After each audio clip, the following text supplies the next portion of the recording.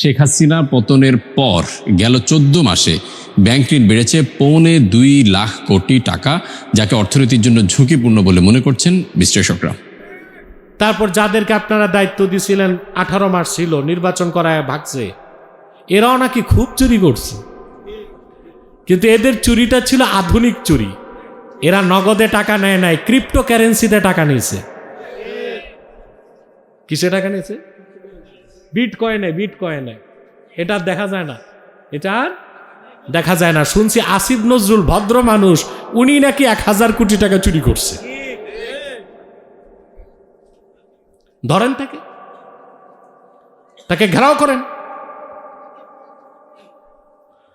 চোর পালানোর পর দায়িত্ব দিলেন গৃহস্থকে, পান নাই, দিছেন আরেক সুদখোরকে। যত ভেজাল করে গেছে, সনদের মধ্যে ভেজাল, সনদে ভেজাল থাকাতে সংসদে এখন বিতর্ক হচ্ছে। ট্রেজারি বেঞ্চ বলে একটা, অপোজিশন দল বলে আরেকটা। আকাম কুকাম করে গেছে সনদে, সবটাই ডক্টর ইউনুস আর আলী রিয়াজ। এই জন্য এখন বড় দ্বন্দ্ব হয়ে গেছে, সংবিধান সংশোধন হবে না সংস্কার হবে। সংশোধন হলে কি হবে, সংস্কার হলে কি হবে? সরকারি দল বলে একটা, বিরোধী দল বলে মানবা না, ওয়াকআউট। এইভাবে ওয়াকআউট করলে তো ওনাদের নাম হয়ে যাবে বাংলাদেশ ওয়াকআউট পার্টি। আমার দৃষ্টিতে ওয়াকআউট কোনো সমাধান না। মৌলিক পরিবর্তন করতে হবে সংবিধানকে।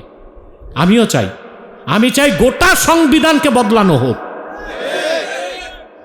এটা বদলানো দরকার। এটা বদলালেই দেশ ঠিক হয়ে যাবে। আগে ছিল অনেক বেশি ছিল, দুর্নীতির মাধ্যমে প্রায় 8 লক্ষ কোটি টাকা বিদেশে পাচার হয়েছে। আমি আপনাদেরকে চ্যালেঞ্জ করছিলাম 5 আগস্টের পরে বিদেশে পাচার হওয়া 1টা টাকা ডক্টর ইউনুস ফেরত আনতে পারবে না। আমার চ্যালেঞ্জে আমি জিতছি না সরকার জিতছে? আমি আগেই বুঝেছিলাম ছোট ছোট চোর টাকা পাঠাইছে বড় বড় চোরের কাছে, আর বড় বড় চোর যারা, ওরা টাকা ফেরত দেয় না, আরো গিলে খায়। আর যেটা চাই, স্বপ্ন দেখি, বাস্তবে কবে হবে জানি না, সংবিধানের মাথায় লেখা থাক বাংলাদেশ সংবিধানের মূল উৎস হবে কোরআন আর সুন্নাহ। চান এটা? আজ হোক কাল হোক, এই স্বপ্ন আমাদের পূরণ হবে। হতে পারে 100 বছর পরে, কিন্তু হবে ইনশাআল্লাহ।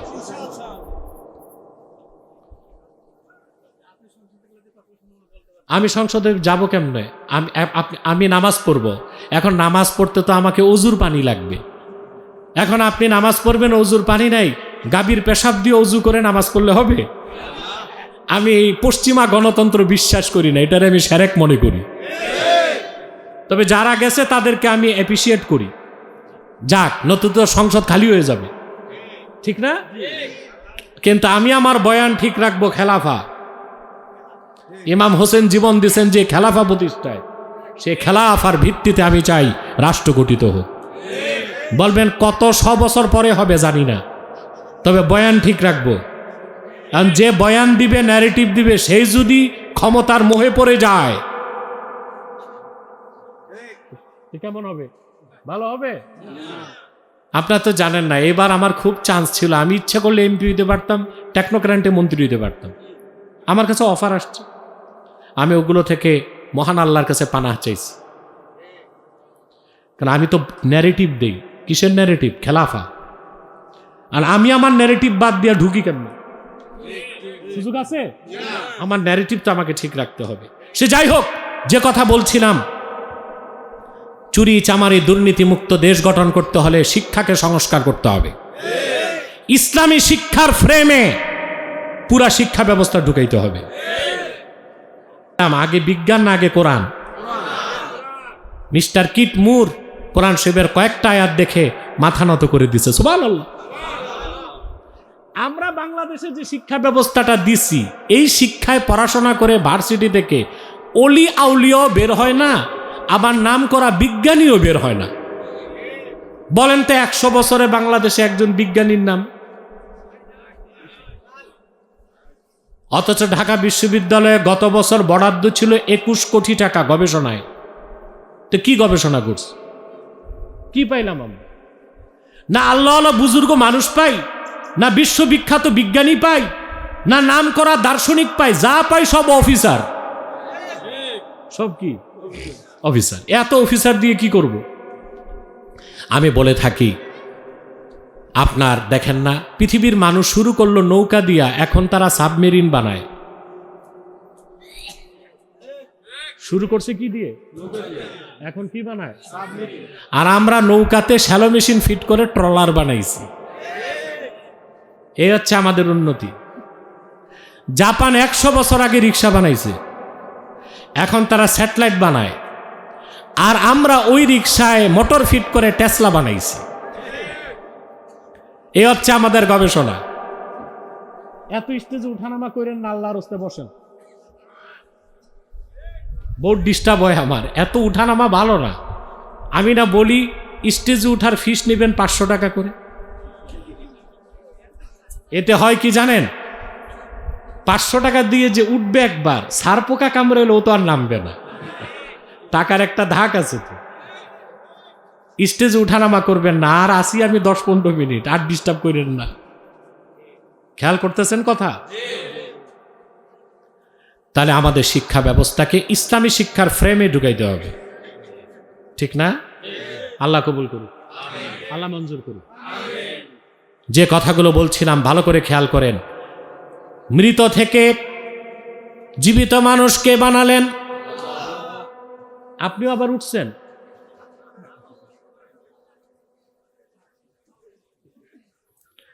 প্রয়োজন থাকলে যান, মনে হয় খাবেন টাবেন, যান যান যান, যেতে পারেন। প্রিয় ভাইরা, আল্লাহ বলেন তোমরা ছিলে মৃত, জীবিত করছেন কে? মায়ের পেটের অন্ধকার কারখানায় তৈরি করছেন, কোনো খুঁত আছে? এখন একটা প্রশ্ন আসে নাই, অন্ধকার মায়ের পেটে এত নিখুঁত মানুষ হইল কেমন? বিজ্ঞানের কাছে এটার জবাব নাই, কিন্তু আল্লাহর হাবিব জবাব দিছেন 1500 বছর আগে। বলবো? কান পেতে শুনবেন। সহিহ বুখারীর হাদিস, মোজাম তাবারানীতেও হাদিসটি এসেছে। আল্লাহর হাবিব সাল্লাল্লাহু আলাইহি ওয়াসাল্লাম ইরশাদ করেছেন, পিতার বীর্যের প্রথম ফোঁটা মায়ের পেটে ঢোকার সঙ্গে সঙ্গেই আল্লাহ রাব্বুল আলামিন মায়ের পেটে একজন ফেরেশতা পাঠায় দেন। কারিগর কি? সুবহানাল্লাহ। মানুষটা থাকে 1 ফোঁটা বীর্য, মৃত না জীবিত? ফেরেশতা পেটের ভিতর থেকে আল্লাহকে অনুমতি চায়, আল্লাহ এটা কি বীর্য থাকবে না পরিবর্তন হবে? আল্লাহ বলেন এটা পরিবর্তন হবে। 40 দিন পরে এটা রক্তপিণ্ড হয়ে যায়। ফেরেশতা অনুমতি নেয়, আল্লাহ রক্তপিণ্ড থাকবে না গোশত হবে? আল্লাহ বলেন গোশতপিণ্ড হবে। ফেরেশতা জিজ্ঞেস করে, মুখাল্লাকাতুন আও গায়রু মুখাল্লাকা? মালিক, পরিপূর্ণ মানুষের আকার ধারণ করে দুনিয়ায় আসবে না রক্ত হিসেবে ভেঙ্গে দিব? আল্লাহ বলেন মুখাল্লাকা। আর মানুষটা নষ্ট হয় না, সুন্দর গঠন নিয়ে পৃথিবীতে আসে। আল্লাহ যদি বলেন গায়রু মুখাল্লাকা, রক্ত ভেঙ্গে যায়, সন্তান ভেনিশ হয়ে যায়, গর্ভপাত হয়ে যায়, যেটাকে মেডিকেল সায়েন্সে বলা হয় ইনকমপ্লিট অ্যাবর্শন, অকাল গর্ভপাত হয় না? অকাল গর্ভপাত হলে, একবার রক্ত ভেঙ্গে গেলে দুনিয়ার সমস্ত বিজ্ঞানী মিলে সন্তানটা বাঁচাতে পারবে? সব হুকুম কার? ফালাম্মা আরাদাল্লাহু আন ইয়াকযিয়া খালকাহ, আল্লাহ যখন ইচ্ছে করেন মানুষটাকে পরিপূর্ণ আকৃতি দিয়ে দুনিয়ায় পাঠাবেন, ফেরেশতা তখন জিজ্ঞেস করে, আয় রাব, আযাকারুন আম উনসা? আল্লাহ এটা ছেলে হবে না মেয়ে হবে? সুবহানাল্লাহ। জেন্ডার সিলেকশন, লিঙ্গ নির্ধারণ হয় কার হুকুমে? কেন ছেলে হয় কেন মেয়ে হয় বিজ্ঞান একটা ব্যাখ্যা দিয়েছে, কিন্তু বিজ্ঞানের ব্যাখ্যাটা অস্পষ্ট, অপরিপূর্ণ। ইসলামের ব্যাখ্যাটা স্পষ্ট, পরিপূর্ণ। বিজ্ঞান কি বলে? বিজ্ঞান বলে যে পিতার বীর্যে ক্রোমোজোম থাকে, ক্রোমোজোমে থাকে XY, কি থাকে? মায়ের বীর্যে যে ক্রোমোজোম থাকে সেই ক্রোমোজোমে থাকে XX। পিতার XY থেকে যখন Y আসে, মায়ের XX থেকে X যায়, তখন পেটে ছেলে হয়। পিতার XY থেকে যখন X আসে, মায়ের XX থেকে X আসে, 2X জোড়া লাগলে মেয়ে হয়। বিজ্ঞান এতটুক বলছে, এর বেশি পারে নাই। জোড়া কে লাগায় এটার জবাব বিজ্ঞানের কাছে নাই, এটা আছে কোরআন হাদিসে। ওই যে আল্লাহ ফেরেশতা পাঠান, ওই ফেরেশতা আল্লাহকে জিজ্ঞেস করেন, আল্লাহ ছেলে হবে না মেয়ে? আল্লাহ বলেন ছেলে। তখন ফেরেশতা পিতার XY থেকে Y নেয়, মায়ের XX থেকে X নেয়, XY জোড়া লাগায় দেয়, পুত্র সন্তান হয়ে যায়। আল্লাহ যখন বলেন মেয়ে হবে, ফেরেশতা XY থেকে X নেয়, আর মায়ের XX থেকে X নেয়, 2X জোড়া লাগালে কি হয়ে যায়? মেয়ে হয়ে যায়। তাহলে কোনটা সেরা? কি বিজ্ঞান না কোরআন? সবকিছু রুট দেখি কোরআন সুন্নাহ। জোরে বলেন, মনে থাকবে। কোরআন হচ্ছে আনলিমিটেড অসীম, বিজ্ঞান হচ্ছে লিমিটেড সসীম। সসীম বিজ্ঞান দিয়া অসীম কোরআনকে যাচাই করা যায় না, অসীম কোরআন দিয়ে সসীম বিজ্ঞানকে জাস্টিফাই করা যায়। ঠিক কিনা বলে? এখন কোনটা বিজ্ঞান, কোনটা বিজ্ঞানের নামে গাঁজাখুরি, এটা বুঝবে তো সে যার কোরআনের নলেজ আছে। এজন্য আমরা বলি শিক্ষা ব্যবস্থাটাকে ইসলামাইজেশন করতে হবে, ইসলামী শিক্ষার ফ্রেমে পুরা শিক্ষা ব্যবস্থাকে আনতে হবে। আল্লাহ কবুল করুক। তাহলে ভাইরা, ছেলে হয় মেয়ে হয়, হুকুম কার? কারিগর কে? ফেরেশতা। ভূমিকা কার? পিতার না মাতার? পিতার। ছেলে হবে না মেয়ে হবে, XY এই চালান আছে শুধু বাবার কাছে, মার কাছে তো XX। মার কাছে তো পুঁজি নাই, পুঁজি কার কাছে? ছেলে হবে না মেয়ে হবে, পুঁজি কার কাছে? হুকুম কার? কারিগর কে? ভূমিকা কার? বাবার। তাহলে যেই মহিলাটা বারবার কন্যা সন্তান জন্ম দেয়, তাকে তোমরা গালিগালাজ করো কেন? করে না? গ্রাম দেশে যে মেয়ে ছেলে জন্ম দেয় না, শুধু মেয়ে জন্ম দেয়, তার উপর জুলুম করা হয়। বাপের বাড়ি পাঠায় দেয়, তুমি চলে যাও। মরদটা আর একটা বিয়ে করে, কেন বিয়ে করছে? কয় ছেলে নাই। তো তোমার বউয়ের তো কোনো দোষ নাই, হুকুম তো আল্লাহর, জোড়া লাগায় ফেরেশতা। ভূমিকা তোমার, ছেলে হবে না মেয়ে হবে, চালান তো তোমার কাছে X আর Y, মেয়ের কাছে তো চালান নাই। তো অন্যায় ভাবে তুমি মেয়েটাকে জুলুম করলে, কাল কিয়ামতের দিন আল্লাহর কাছে তোমাকে জবাবদিহিতার সম্মুখীন হতে হবে। কটাক্ষ করে, মেয়েকে অপমান করে, বলে তোমার পেট ভালো না। মা বোনেরা শুনে রাখো, যদি স্বামী তোমাকে বলে পেট ভালো না, তুমি বলবা তোমার জাত ভালো না। কারণ XY তো তোমার কাছে, ছেলে হবে না মেয়ে হবে, পুঁজি কার কাছে? স্বামীর কাছে। আমার কাছে তো আল্লাহ দেন নাই, তা আমার জাত পেট ভালো আছে, তোমার জাত ভালো না। তোমার ক্রোমোজোম থেকে Y আসে না, শুধু X আসে। কথা বুঝেন নাই? সাবধান, স্ত্রীদের উপর জুলুম করবেন না, অপমান করবেন না, অপদস্থ করবেন না। সে তার পিতা, ভাই, বোন, মা সব ছেড়ে আপনার সংসারে চলে আসে। আল্লাহর পক্ষ থেকে সে আপনার কাছে আমানত, তার খোরপোশ দেওয়া, তার সম্মান দেওয়া, তার মর্যাদা দেওয়া, তার অধিকার রক্ষা করা আপনার উপর ওয়াজিব। ঠিক কিনা বল? গ্রাম দেশে কিছু বিকৃত মস্তিষ্কের পুরুষ তার স্ত্রীকে পাগলের মতো পিটায়, এমন পিটা কনি দেয় জিহ্বা বের করে ফেলে। আপনার স্ত্রীকে আপনি শাসন করতে হলে তার লিমিটেশন আছে। যদি চরিত্র নষ্ট করে, তখন আপনি জোরে আঘাত করতে পারবেন না। দুইটা অপশন, মুখে মারতে পারবেন না, আস্তে মারবেন যেন দাগ না হয়। সহ্য না হলে চরিত্র নষ্ট করছে, তালাক দিয়ে দিবেন, কিন্তু তাকে বেঁধে পিঠাবেন এই অধিকার আপনার নাই। মনে থাকবে? কথা বলেন। আমাদের দেশে কিছু বক্তা আছে, স্টেজে বসে মহিলাদেরকে নিয়ে আজে বাজে কথা বলে, এটা উচিত না। এতে সমস্ত আলেমরা কলঙ্কিত হয়, ঠিক কিনা? কিছু বক্তা আছে মহিলাদের গোপন বিষয় কথা বলে, এগুলো তো ওয়াজের টপিকস না ভাই। আপনি কোরআন সুন্নাহর আলোকে যতটুকু নসিহত করা দরকার তা করুন। মহিলাদের সম্মান, মহিলাদের মর্যাদা খাটো করা, তাদেরকে তুচ্ছ করা, এটা ভালো মানুষের কাজ না। বুখারী শরীফের হাদিস, আল্লাহর হাবিব সাল্লাল্লাহু আলাইহি ওয়াসাল্লাম ইরশাদ করেছেন, মা আকরামান নিসা ইল্লা কারীম ওয়া মা আহানাহা ইল্লা লাঈম। আমার উম্মতের মধ্যে চরিত্রবান, জ্ঞানী মানুষ, পরম সহিংস মানুষ নারীদেরকে সম্মান করে, আর যে ব্যক্তি নিন্দিত লানতপ্রাপ্ত কবি না, সে নারীদেরকে অপমান করে। এই কাজটা করবেন? তাহলে আপনার স্ত্রী যদি বারবার মেয়ে জন্ম দেয়, তার সাথে রাগ করবেন? হুকুম কার? কারিগরকে? ভূমিকা কার? আপনার। ভূমিকা কার?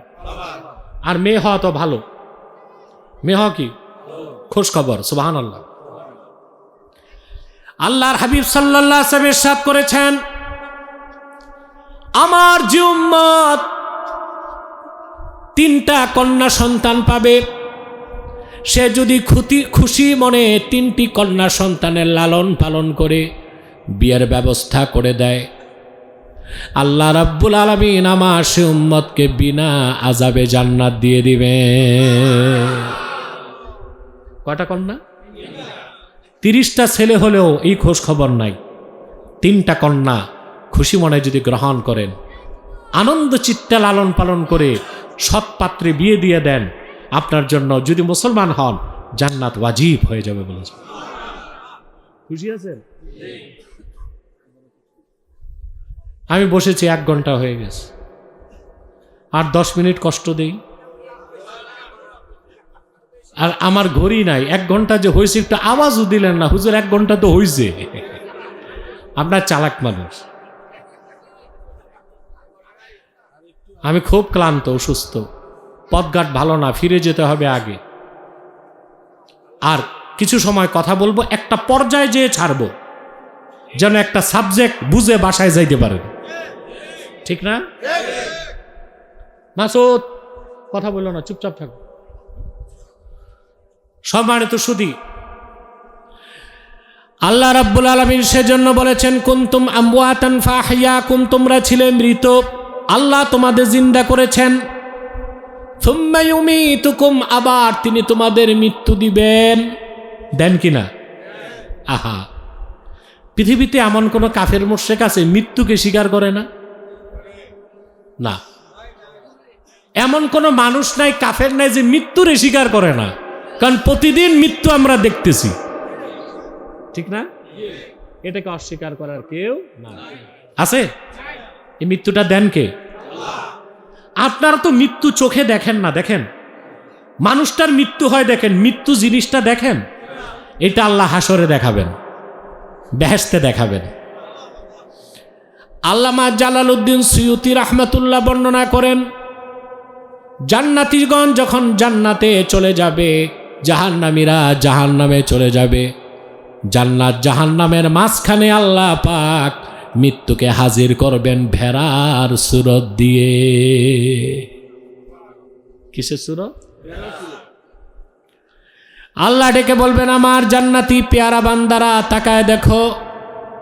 জাহান্নামীদেরকে বলবে, তোমরাও তাকায় দেখো, এটা হচ্ছে মৃত্যু। মালাকুল মউতকে আল্লাহ বলবেন, এবার আমার হুকুমে মৃত্যুটারে জবাই করে দাও। আজরাইল মৃত্যুটারে জবাই করে দিবেন। আল্লাহ বলবেন, জান্নাতীরা শুনে রাখো, জাহান্নামীরাও শুনে রাখো, মৃত্যু বলে আর কিছু নাই।